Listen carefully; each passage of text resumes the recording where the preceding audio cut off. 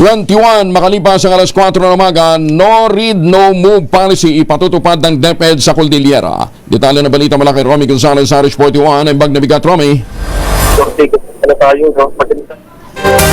Romy?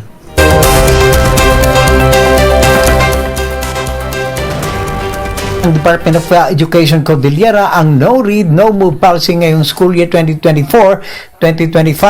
Ayon kay DepEd Regional Director Stella Carino, mahigpit ito ang ipapatupad kahit na dati na itong patakaran. Anya, para nito sa kabutihan ng mga kamag-aaral na hirap magbasa para matuto pang mabuti bago maita sa susunod na baitang. Ipinaliwanag pa ni Carino na may papatupad dito sa grade 1 hanggang grade 3 level bago makapasa para sa grade 4 level. Binigyan din niya na kung hindi makabasa ang isang learner, inasang hindi na niya maintindihan ang aralin sa grade 4 level kaya kailangan maturo ang mabuti sa pamagitan ng reading remediation.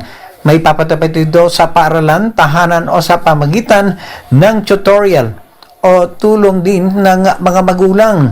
Nanawagan si Carino sa mga magulang para intindihing mabuti na hindi nangangahulugan na kung hindi makabasa ang isang bata ay wala na itong alam. Datapwat ay kulang lang ito ng paghahanda o tulong na naibigay. Idinagdag pa ni Carino ang mga pangunahing produkto o naapekto ang kabataan noong panahon ng COVID-19 pandemic, kaya mas mainam na tanggapin at makipagtulungan sa paglutas nito. Ayon pa kay Carino, maraming nahirapang magbasa sa kanilang kabataan na nakapagtapos na pag-aaral ang nagtagumpay kalaunan sa kanilang kabuhayan.